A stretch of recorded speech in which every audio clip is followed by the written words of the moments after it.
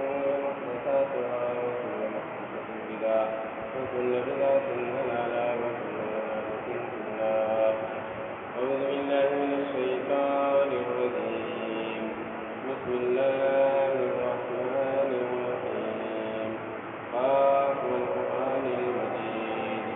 بل عجبوا أن جاءهم منذر منهم فقال الكافرون هذا شيء عجيب أإذا متنا وكنا ترابا ذلك رجل بعيد قد علمنا ما تنقص الأرض منهم وعندنا كتاب مبين بل كذبوا بالحق لما جاءهم فهم في أمر مريج أفلم ينظروا إلى السماء فوقهم كيف بنيناها وزيناها وما لها من فروج والأرض مددناها وألقينا فيها رواسي وأنبتنا فيها من كل زوج بهيج تبصرة وذكرى لكل عبد منيب ونزلنا من السماء ماء مباركا فأنبتنا به جنات وحب الحصيد والنخل باسقات لها طلع نضيد رزقا للعباد وأحيينا به بلدة ميتا كذلك الخروج كذبت قبلهم قوم نوح وأصحاب الرس وثمود وعاد وفرعون وإخوان لوط وأصحاب الأيكة وقوم تبع كل كذب الرسل فأصطبيت أفعينا بالخلق الأول بل في نفس من خلق جديد. بارك الله لنا ولكم في القرآن العظيم ونفعني وإياكم بالآيات وذكر الحكيم إنه تعالى جواد كريم ملك له رؤوف رحيم.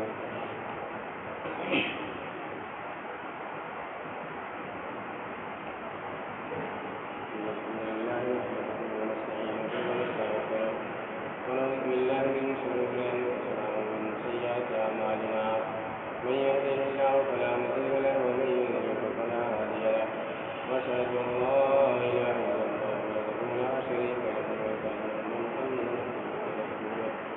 أما بعد فإن خير الحديث كتاب الله وخير الهدي هدي محمد صلى الله عليه وسلم وشر الأمور محدثاتها وكل محدثة بدعة وكل بدعة ضلالة وكل ضلالة في النار. أعوذ بالله من الشيطان الرجيم. بسم الله الرحمن الرحيم. وما آتاكم الرسول فخذوه وما نهاكم عنه فانتهوا. وقال تعالى في موضع آخر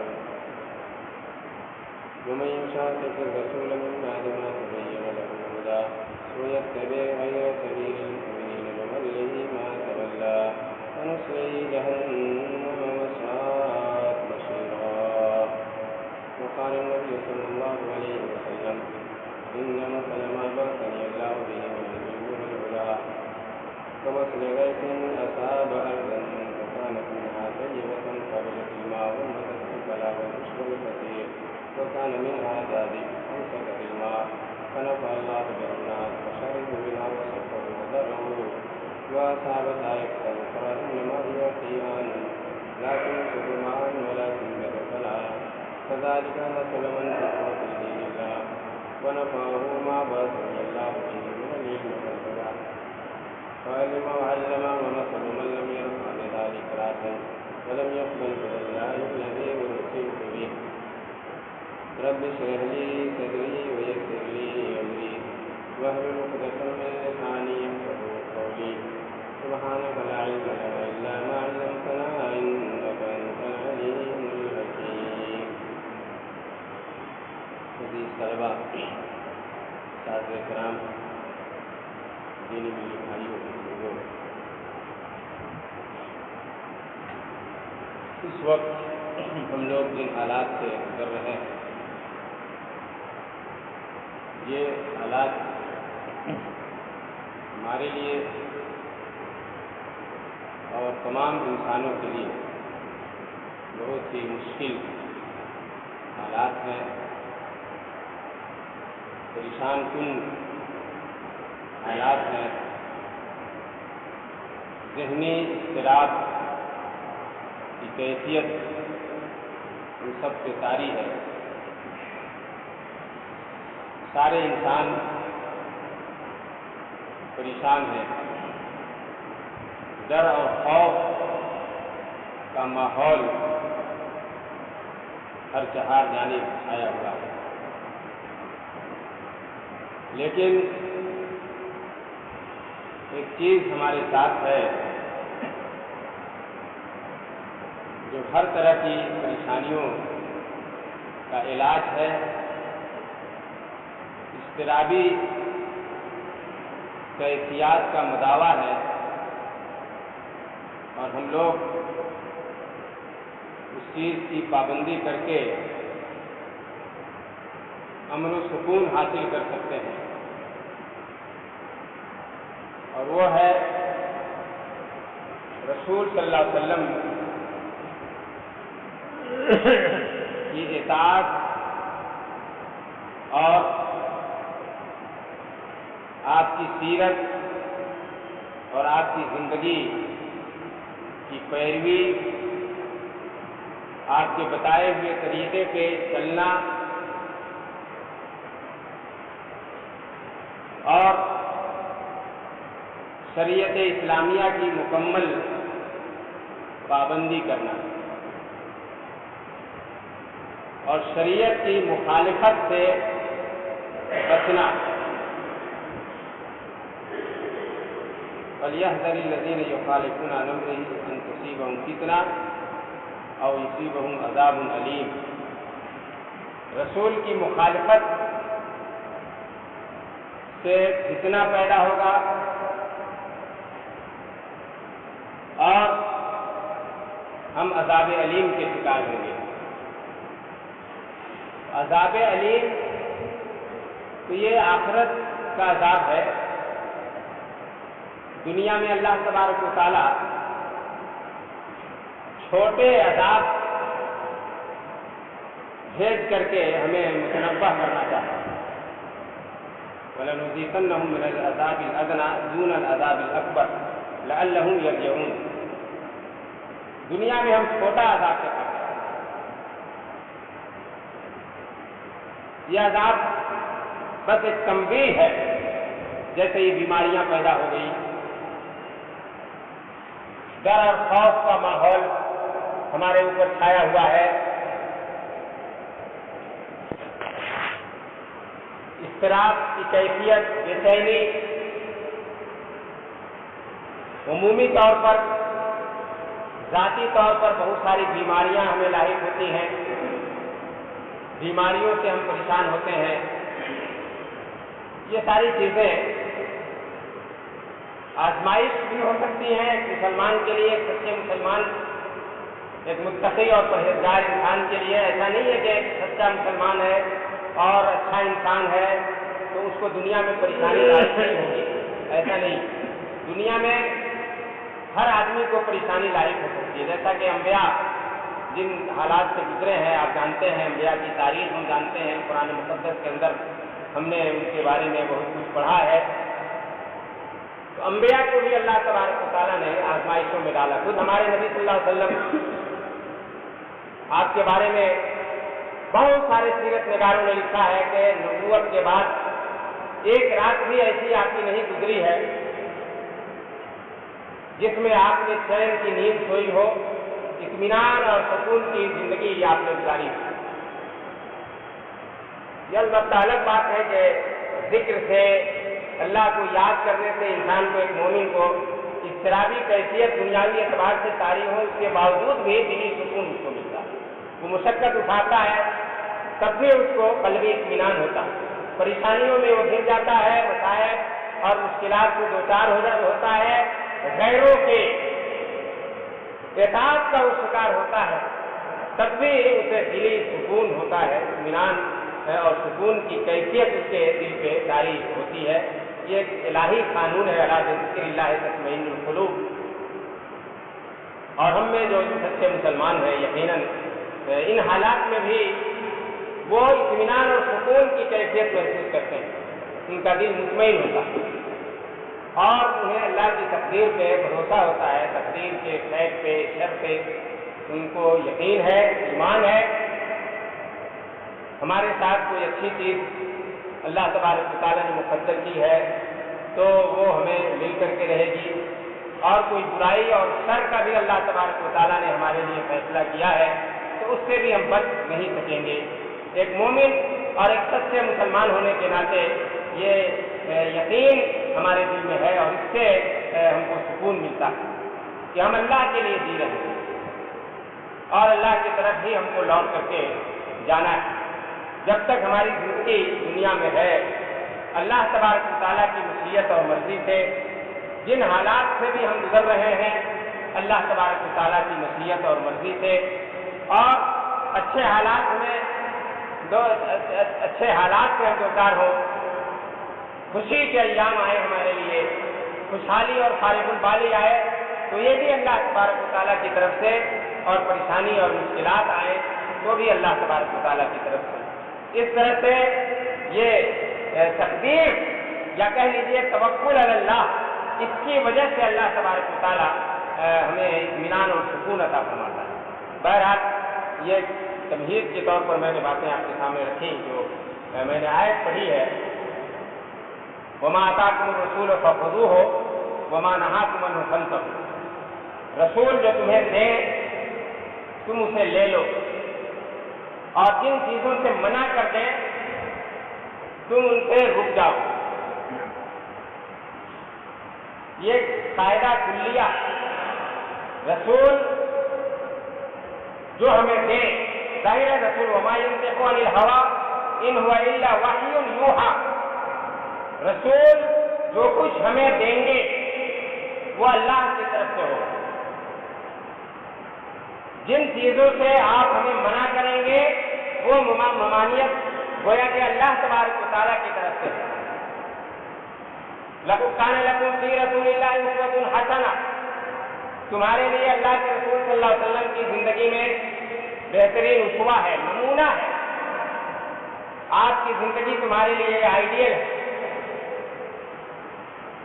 اور یقیناً آپ زندگی کے تمام گوشوں اور مراحل کو آپ دیکھیے، دنیا کے اندر بہت سارے لوگ آئے، بہت بڑے بڑے انسان، فلسفی، مفکر، طبیب،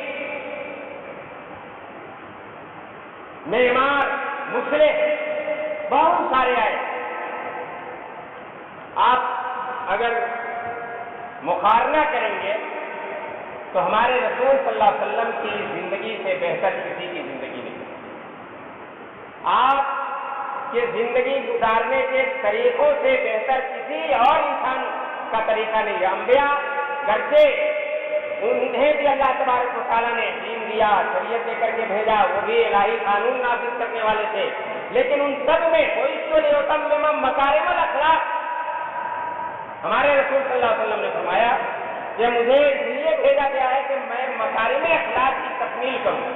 مکارم اخلاق کا مطلب یہ ہے کہ اچھی چیزیں، اچھے اخلاق، اچھے اخبار، یہ ہمارے نبی محمد صلی اللہ علیہ وسلم سے پہلے جو انبیاء آئے ان کے اندر بھی یہ چیزیں تھیں، انہیں بھی اللہ تبارک و تعالیٰ نے نبی بنایا تھا، ان کے اوپر بھی وحی آئی، انہیں بھی اچھے اخلاق دے کر کے اللہ تبارک و تعالیٰ نے دنیا میں بھیجا، لیکن ان سب میں بہتر اور بلکہ مکارم اخلاق کی تکمیل کرنے والی ذات اور شخصیت جو ہے وہ ہمارے نبی محمد صلی اللہ علیہ وسلم کی شخصیت ہے۔ اس لیے قرآن میں اللہ تبارک و تعالیٰ نے دائمی یہ حکم نازل فرمایا، لَقَدْ كَانَ لَكُمْ فِي رَسُولِ اللَّهِ أُسْوَةٌ حَسَنَةٌ لِمَنْ كَانَ يَرْجُو اللَّهَ وَالْيَوْمَ الْآخِرَ وَذَكَرَ اللَّهَ كَثِيرًا۔ ظاہر ہے جو آخرت پر اللہ پر ایمان رکھتا ہے اسی کے لیے اللہ کے رسول صلی اللہ علیہ وسلم کی زندگی میں بہترین اسوہ ہے، ورنہ بہت سارے لوگ اللہ کے رسول صلی اللہ علیہ وسلم کی زندگی سے کیچڑ بھی اچھالتے ہیں، آپ صلی اللہ علیہ وسلم کو مطمئن کرتے ہیں اور برائیاں تلاش کرنے کی کوشش کرتے ہیں، اور نفرت کی نگاہ سے اگر کسی کو دیکھا جائے تو چاہے جتنا اچھا انسان ہو اس کے اندر کوئی نہ کوئی برائی نظر آ ہی جائے گی۔ برائی نہیں ہے لیکن ہم بنا لیں گے وہ برا انسان ہے۔ اللہ کے رسول صلی اللہ علیہ وسلم کی زندگی کے وہ گوشے جو انسانیت کے لیے خیر کا پہلو اپنے اندر رکھتے ہیں، ان گوشوں پر بھی لوگوں نے اعتراض کیا، لیکن وہ انسانیت کے لیے خیر ہے۔ تو بہرحال یہ ایک الگ چیز ہے. اس لیے اللہ تبارک و تعالیٰ نے تمام انسانوں کو، ہم مسلمانوں کو بطور خاص، لیکن تمام انسانوں کو اللہ تبارک و تعالیٰ نے یہ حکم دیا کہ تم اللہ کے رسول صلی اللہ علیہ وسلم نے تمہیں جو کچھ دیا ہے اس کو لے لو، اور جن چیزوں سے تمہیں روکا ہے ان چیزوں سے رک جاؤ، اور آپ صلی اللہ علیہ وسلم کی زندگی کو تم اپنے لیے اسوہ اور نمونہ سمجھو، آئیڈیل سمجھو. اور اللہ کے رسول صلی اللہ علیہ وسلم صرف ایک دینی انسان نہیں تھے. آج ہم لوگ کہتے ہیں کہ یہ تو دین کا آدمی ہے اور یہ اس سے ہم دنیا نہیں لے سکتے ہیں، دنیا کے معاملے میں یہ بالکل تھوڑا ہے. ایسا آپ صلی اللہ علیہ وسلم کو نہیں کہا جا سکتا. دین، شریعت، اسلامی احکام یہ جامع چیز دنیا کے اندر کیسے ہمیں زندگی گزارنی ہے، ترقی کیسے کرنا ہے، اور دنیا کے اندر اپنی حکومت کیسے قائم کرنی ہے، دنیا کے اندر مقام اور مرتبہ کیسے حاصل کرنا ہے، دنیا پہ ہمیں حکومت کیسے کرنی ہے، ان ساری چیزوں کے اصول ہماری شریعت کے اندر موجود ہے. ایک کھانا کھانا، باکھانا پیشاب کرنا، یہ معمولی چیز ہے، لیکن اس تعلق سے بھی احکامات ہماری شریعت کے اندر موجود ہے. ایک آدمی اللہ کے رسول صلی اللہ علیہ وسلم کے سامنے بائیں ہاتھ سے کھانا کھایا. اللہ کے رسول صلی اللہ علیہ وسلم نے کہا کہ دائیں ہاتھ سے. اس نے کہا لا مجھے اس کی طاقت نہیں. اللہ کے رسول صلی اللہ علیہ وسلم نے کہا کہ کبھی بھی تم اس کی طاقت نہیں رکھو، کیونکہ اس نے یہ جملہ تکبراً کہا تھا، تکبر کی بنیاد پر اس نے کہا تھا. اس لیے اللہ تبارک و تعالیٰ نے اس کا ہاتھ چھین لیا، پھر وہ کبھی اپنا ہاتھ منہ تک نہیں اٹھاتا. تو شریعت یہ جامع چیز ہے اور اس کی پابندی ضروری ہے، اور ہر طرح کی بھلائی کا ضامن شریعت اسلامیہ کی پابندی، اللہ کے رسول صلی اللہ علیہ وسلم کی اتباع. قل ان کنتم تحبون اللہ فاتبعونی یحببکم اللہ ویغفر لکم ذنوبکم. اللہ کی محبت ہمارے لیے ضروری ہے. ہم اللہ سے محبت کریں، اللہ سے ہم محبت کریں گے تو اللہ بھی ہم سے محبت کرے گا. اور اللہ تعالیٰ نے فرمایا کہ اگر تم اللہ کی محبت چاہتے ہو تو تم اللہ کے رسول سے محبت کرو، اللہ کے رسول کی اتباع کرو، پیروی کرو. اللہ کے رسول کی اتباع اور پیروی کرو گے تو تمہیں میری محبت حاصل ہوگی، اور اللہ تعالیٰ تمہارے گناہوں کو معاف کر دے گا. گناہوں کو معاف کر دینا ایک بہت بڑا انعام ہے بندوں کے لیے. ہم سب لوگ گنہگار ہیں، اور اللہ کی مغفرت ہمارے لیے بہت بڑا انعام ہے. کل بنی آدم خطاؤن وخیر الخطائین التوابون. کوئی آدمی یہ دعویٰ نہیں کر سکتا ہے کہ مجھ سے گناہ نہیں ہوتا. شعوری طور پر، غیر شعوری طور پر ہم گناہ کرتے ہیں. گناہ کرنے والوں میں بہتر وہ لوگ ہیں جو توبہ کرنے والے ہیں، اللہ کے سامنے روتے ہیں، گڑگڑاتے ہیں. ہر چیز میں اللہ کے رسول صلی اللہ علیہ وسلم کی زندگی میں اس معاملے میں بھی نمونہ ہے. آپ دن میں 70 بار، بعض روایتوں میں ہے 100 بار استغفار کرتے ہیں، جبکہ اللہ کے رسول صلی اللہ علیہ وسلم کو اللہ تبارک و تعالیٰ نے گناہوں سے محفوظ کر دیا. انبیاء کو اللہ تبارک و تعالیٰ گناہوں سے محفوظ رکھا ہے. اللہ کے رسول صلی اللہ علیہ وسلم اللہ کے نیک بندے، اللہ کے خلیل، محبوب بندے تھے، لیکن پھر بھی آپ استغفار کرتے تھے. 70 بار، 100 بار استغفار کرتے تھے. ہم لوگ گناہ کرتے ہیں اور اکڑ کر کے چلتے ہیں، کبھی توبہ کی توفیق نہیں ہوتی. بہت سارے لوگ نماز بھی نہیں پڑھتے، جھکتے بھی نہیں اللہ کے سامنے، اللہ کے سامنے سجدہ ریز نہیں ہوتے، تکبر کا اظہار کرتے ہیں. اور بے نمازی سب سے بڑا متکبر ہوتا ہے، یہ جان لیجیے گا. سب سے بڑا اگر کسی متکبر کو دیکھنا ہے تو بے نمازی کو دیکھیے، اس لیے کہ وہ اللہ کے سامنے اللہ کی روزی کھا رہا ہے، اللہ کی زمین پہ چل رہا ہے، اللہ کی ہر طرح کی نعمتوں سے وہ فائدہ اٹھا رہا ہے. اپنے جسم کے اوپر ہی اگر وہ غور کر لے تو سمجھ میں آ جائے گا کہ کتنی ساری نعمتیں وہ اللہ کی استعمال کر رہا ہے، اس کے بعد بھی وہ اللہ کا شکریہ ادا نہیں کرتا. اللہ کے سامنے وہ جھکتا نہیں ہے، اللہ کے سامنے روتا اور گڑگڑاتا نہیں ہے. تکبر کر کے اذان ہوتی ہے، حی علی الصلاۃ حی علی الفلاح، سنتا ہے اور وہ چلا جاتا ہے. مسجد کی طرف توجہ نہیں کرتا، فجر کی نماز میں وہ سویا ہوا ہے، جان بوجھ کر کے سو گیا، سونا اچھا لگ رہا ہے، اذان کی آواز اس نے سنی اور جان بوجھ کر کے سو گیا۔ ایک آدمی ایسا ہے کبھی وہ نماز کی پابندی کرتا ہے، سویا رہ گیا، پتہ نہیں چلا، یہ تو ایک الگ چیز ہے، یہ اللہ تبارک و تعالیٰ معاف کر سکتا ہے، لیکن جان بوجھ کر کے آدمی کوئی اہتمام نہیں کرتا ہے فجر کی نماز پڑھنے کا اور سویا رہتا ہے، اذان ہو رہی ہے، سونا اچھا لگ رہا ہے، چلو نہیں جائیں گے، کیا ضرورت ہے، تو یہ اس سے بڑا متکبر نہیں ہو سکتا ہے۔ تو اللہ کے رسول صلی اللہ علیہ وسلم کی زندگی عبادت میں بھی نمونہ، دنیاوی امور میں، معاملات میں نمونہ، اور اللہ تبارک و تعالیٰ نے فرمایا وَمَن يُشَاقِقِ الرَّسُولَ مِن بَعْدِ مَا تَبَيَّنَ لَهُ الْهُدَىٰ وَيَتَّبِعْ غَيْرَ سَبِيلِ الْمُؤْمِنِينَ نُوَلِّهِ مَا تَوَلَّىٰ وَنُصْلِهِ جَهَنَّمَ وَسَاءَتْ مَصِيرًا۔ رسول کی جو مخالفت کرے گا، ہدایت واضح ہو جانے کے بعد، ہدایت واضح ہو جانے کے بعد کا مطلب کیا ہے؟ یعنی شریعت اس کے پاس آ گئی، شریعت کے احکام واضح ہو گئے، اس کے بعد بھی اگر وہ رسول کی مخالفت کرتا ہے اور مومنین کے طریقے کے علاوہ کی وہ پیروی کرتا ہے، مومنین کے راستے سے وہ ہٹا ہوا ہے، تو وہ جدھر جانا چاہتا ہے ہم ادھر ہی اس کو پھیر دیں گے اور اس کو جہنم میں داخل کریں گے۔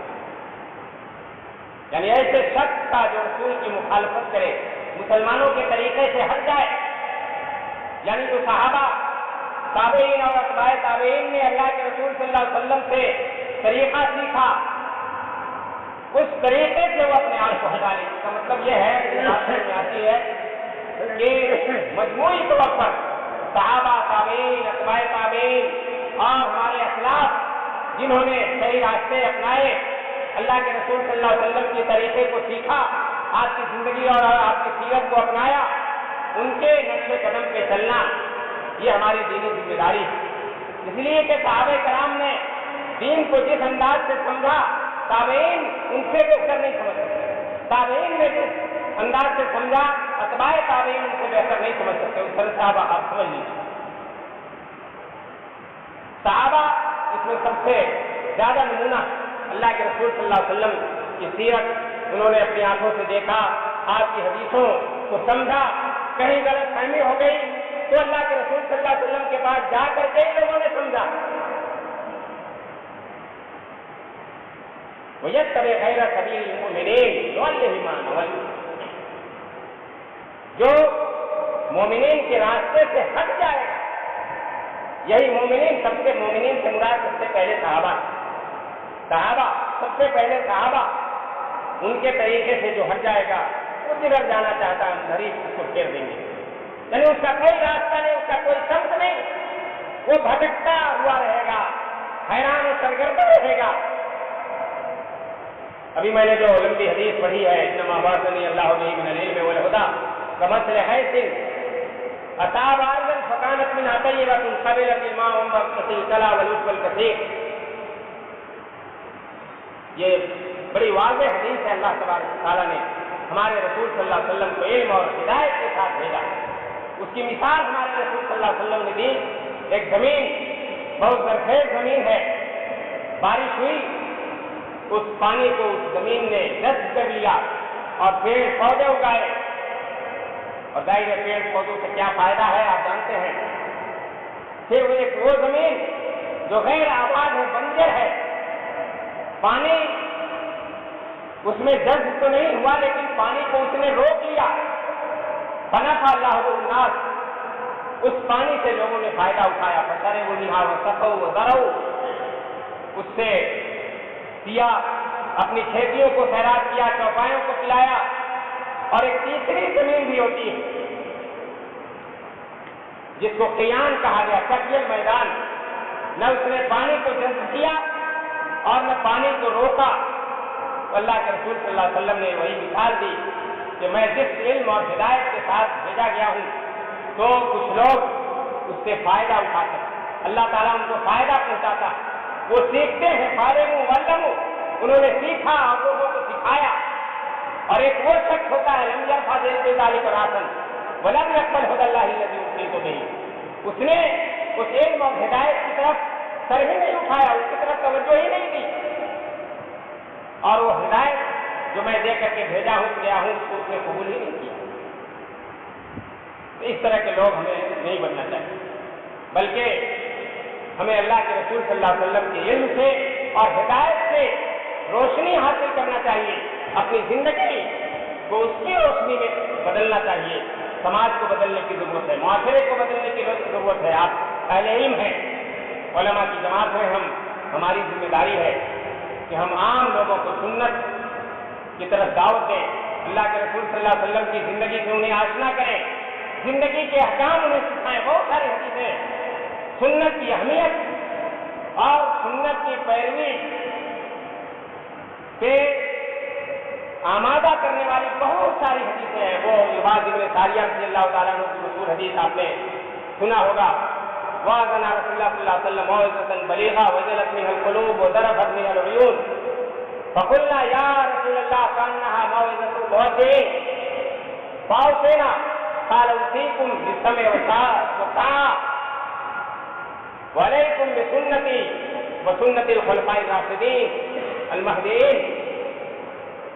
एक लफ्ज़ और उसमें छूट रहा है, वो मैं यही मिनकुम अलैकुम बिस्सम'i वत्ता'a व इन तअम्मर अलैकुम अब्दुन हबशियुन व इन्नहु मन यइश मिनकुम फसयरा इख्तिलाफन कसीरा फ़अलैकुम बिसुन्नती व सुन्नतिल खुलफ़ाइर राशिदीन अल महदीयीन तमस्सकू बिहा वअज़्ज़ू अलैहा बिन नवाजिज़ व इय्याकुम व मुहदसातिल उमूर फ़इन्न कुल्ल बिदअतिन दलाला। ये पूरी हदीस आप जानते हैं, इसका तर्जुमा भी आप समझ रहे हैं। अल्लाह के रसूल सल्लल्लाहु अलैहि वसल्लम ने एक बार खुतबा दिया, लो और इस तरह का खुतबा आपका था कि आंखें अश्कबार हो गई, दिल दहल गए। साहबा ने कहा कि अल्लाह के रसूल ये तो ऐसा लग रहा है कि रुखसत होने वाले का खुतबा है, ऐसा लग रहा है कि आप उनसे रुखसत होने वाले हैं, आप हमें वसीयत कीजिए। तो आपने समा और ताअत की वसीयत की, तक़वा की वसीयत की।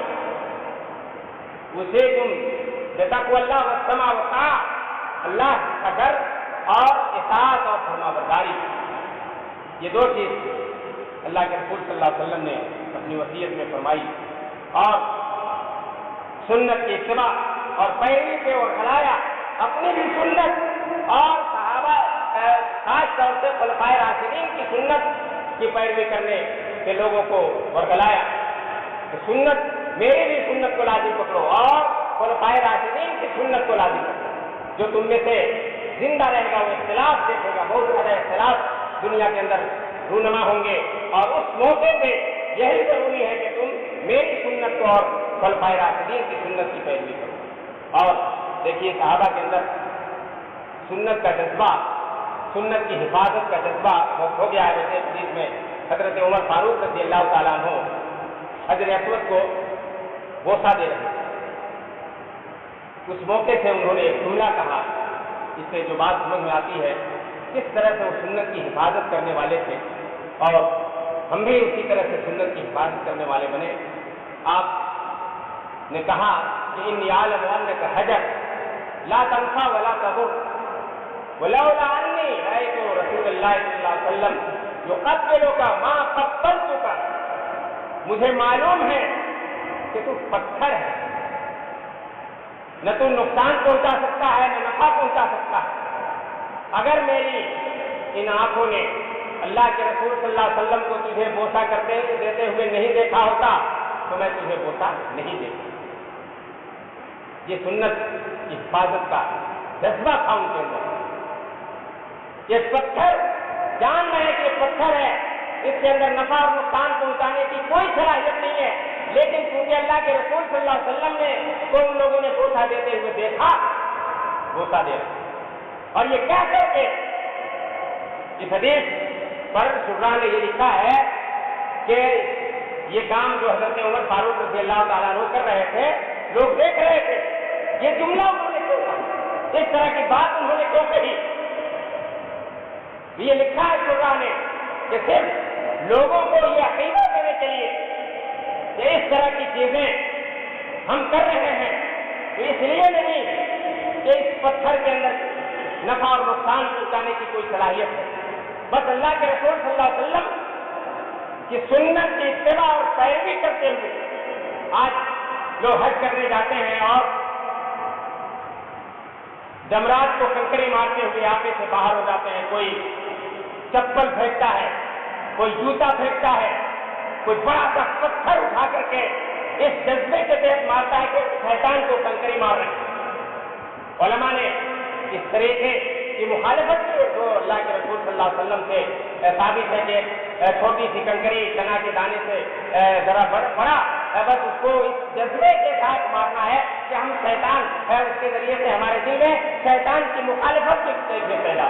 لیکن جو لوگ یہ کام کرتے ہیں کہ پتھر بڑا سا پتھر مارتے ہیں یا جوتے اور چپل اٹھا کر کے مارتے ہیں, وہاں تو پھر انہوں نے شیطان کو دعوت دی یا رسول کی مخالفت ہو گئی, رسول کی اتباع اور پیروی نہیں ہوئی. اس طرح سے ہمیں ہر معاملے میں, کھانے پینے کے معاملے میں اور زندگی کے تمام معاملات میں ہمیں اللہ کے رسول صلی اللہ علیہ وسلم کے طریقے کو ڈھونڈنا چاہیے. اللہ سے دعا کیجیے کہ اللہ تبارک و تعالیٰ ہمارے دلوں میں اللہ کے رسول کی سچی محبت پیدا کر دے اور ہمارے دلوں میں سنت کی محبت پیدا کر دے, ہمیں سنت کی پیروی کرنے کی توفیق عطا فرمائے. اللہ جب تک ہمیں اس دنیا میں زندہ رکھ ایمان اور یقین کے ساتھ اور ہماری موت آئے تو ایمان اور یقین کے ساتھ. اللہ ہم میں جو بیمار ہیں انہیں شفا کی واجل عطا فرما, صحت کاملہ واجلہ عطا فرما اور ہمیں ایمان سے ہماری موت عطا فرما. آمین.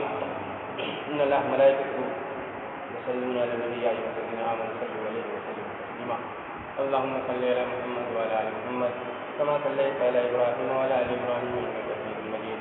اللهم بارک علی محمد وعلى آل محمد كما باركت على ابراہیم وعلى آل ابراہیم انک حمید مجید. ان اللہ یأمر بالعدل والإحسان